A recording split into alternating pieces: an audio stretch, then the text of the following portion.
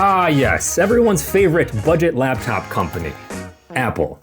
That doesn't sound right, but honestly, these MacBook Neos only being $500 if you're a student, $600 otherwise, is an insane value prop to get, the entire Apple experience in a laptop. Same company that sells $700 computer wheels, by the way. And while there are certainly hardware constraints, like this being limited to 8 gigs of RAM and this model only having 256 gigs of storage, well, it's gonna be fantastic for schoolwork and, well, like consuming media. But what if you wanted to play video games on it? I'm genuinely curious, so let's download some right now to test it. The laptop itself does feel quite a bit nicer than I was anticipating. I'm talking like build quality wise, because I've certainly used some few $100 Chromebooks that felt really cheap. This one does not. Do people actually game on MacBooks in general outside of the Neo? Well, according to Steam's latest hardware survey, it's not zero. So apparently this gaming test is gonna be for a very niche audience. But if you're watching this, maybe you wanna know if you can game on a MacBook Neo. Okay, great news. We were able to install Steam. But now we need to decide which 1 or 2 games to install. Because like I said, the base version of this laptop only has 256 gigs of storage. And games are like 500 gigs nowadays. So we gotta be a little selective. We're also of course on Mac, so we do need to show the ones that only work with Mac OS. Should we see how Cyberpunk works? Low-key, the color of Cyberpunk is actually matching this laptop super perfectly. Now remember that this laptop is using Apple's A18 Pro chip, which is like a mobile phone chip. It was used in like the iPhone 16 Pro. And so it has a 6-core CPU and a 6-core GPU as well. Which the plus side of that is you can charge a laptop with this tiny 20-watt charger. It's basically a phone charger, right? With the potential trade-off of maybe not being able to play video games quite as well. But we're gonna find out. All right, the good news is we were able to successfully open and launch Cyberpunk. But let's see how the actual gameplay feels. That is not what I would call fantastic. Out of the box, it looks like the default settings are making this what I would call unplayable. But I think we can make just a few changes to make this quite a bit better. We'll go ahead and reduce the native resolution and instead use upscale. And then also just kind of reduce every other quality setting to as low as possible. Oh, that's so much better. Yeah, okay, we're hitting much closer to 45, even 50 FPS. This is feeling really smooth. Of course, at the cost of quality, right? Like it's not gonna look as good as it possibly can, but I'm gonna take the performance trade-off at any day of the week with this kind of hardware. All right, so as long as you tweak a few settings, the MacBook Neo can play Cyberpunk 2077. All right, what next? How about Counter-Strike 2? If you launch Counter-Strike 2 and ended up here, your hardware configuration may be incompatible with Counter-Strike 2. Okay. Now what I don't know, since I don't play video games commonly on Macs, is if this is a MacBook Neo issue or just a gaming on Mac in general issue. CS2 macOS support. Valve does not provide native macOS support for Counter-Strike 2 as they discontinued it due to the low percentage of Mac users. So if you're a student and you bought this laptop to do schoolwork, but also wanted to play CS2,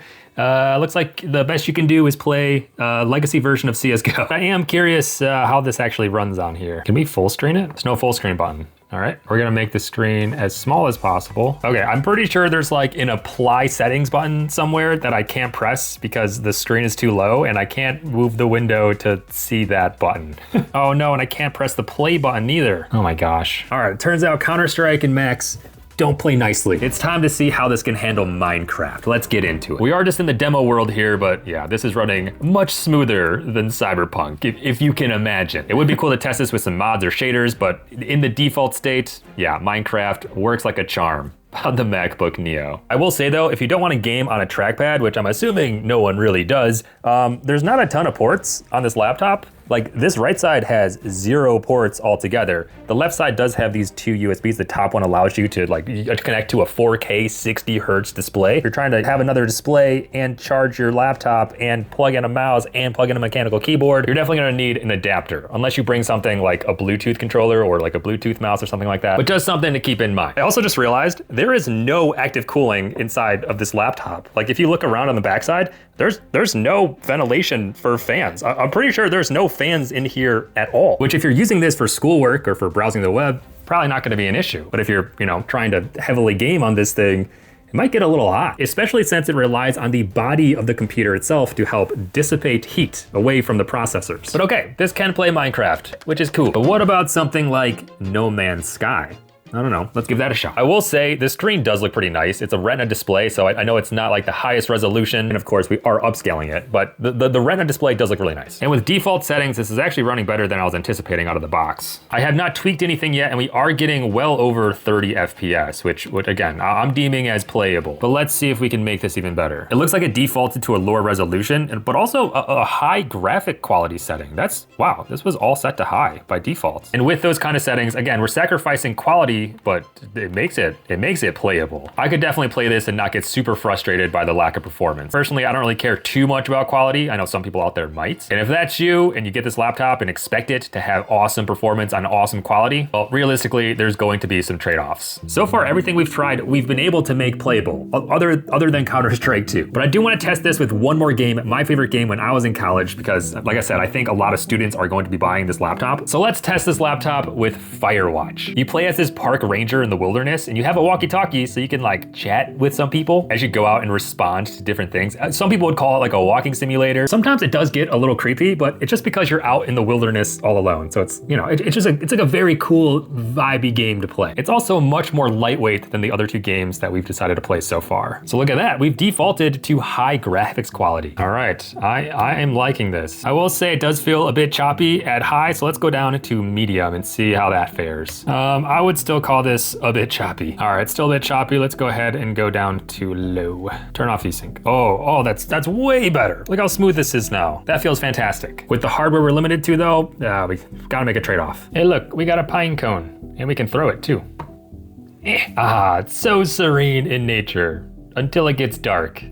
Then it gets a little scary. This is 100% playable. Honestly, there's probably a ton of these types of games that you don't need any extra hardware than what's inside of this MacBook to play, especially when you're just like in school doing other stuff as well. The FPS counter isn't showing up in this game for some reason, but I would wager this is close to, if not exactly 60 FPS. And it certainly helps in games like this where like the art style isn't super graphically intensive, which results in it looking good and playing really smoothly as well.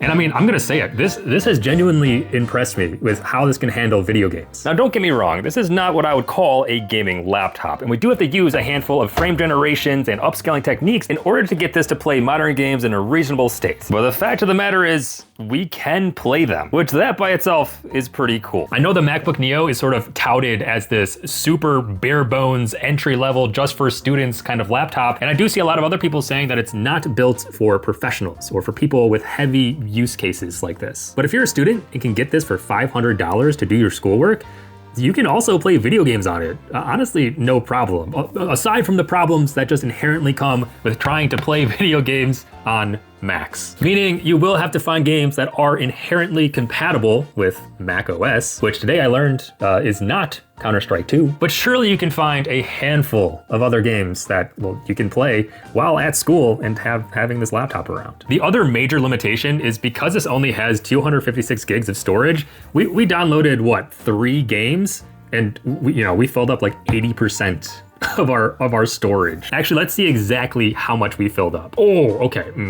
Yeah. We have 3 video games installed, and we only have 20 gigs of storage left on our entire machine, which that somehow feels like the biggest constraint when it comes to gaming on this MacBook Neo. Because honestly, the 8 gigs of unified RAM and this using basically like a mobile CPU and GPU processor, those did not really seem to affect the experience as much as I was anticipating. But using this in like your day-to-day, if you want to download like a modern 80 gig game, you're gonna have to make some sacrifices when it comes to where your data is, like what data you have on your computer. Which I also know is just part of these companies' business models at this point. Like they wanna push you into the cloud, so you pay money to keep your data there instead. But having 3 games installed and consuming 80% of your laptop storage, that's definitely gonna be, that's for sure a heavy constraint when it comes to using this. Now, the other constraint that I was not thinking about until I was trying to use this is certainly the port situation, which I've talked about a little bit. Now, it is super nice that you can just bring a Bluetooth controller, but if you did wanna use your own like mechanical keyboard and your mouse and plug it into here, yeah, you're definitely gonna have to get like some adapters, which is, it just kind of make things a bit more convoluted, but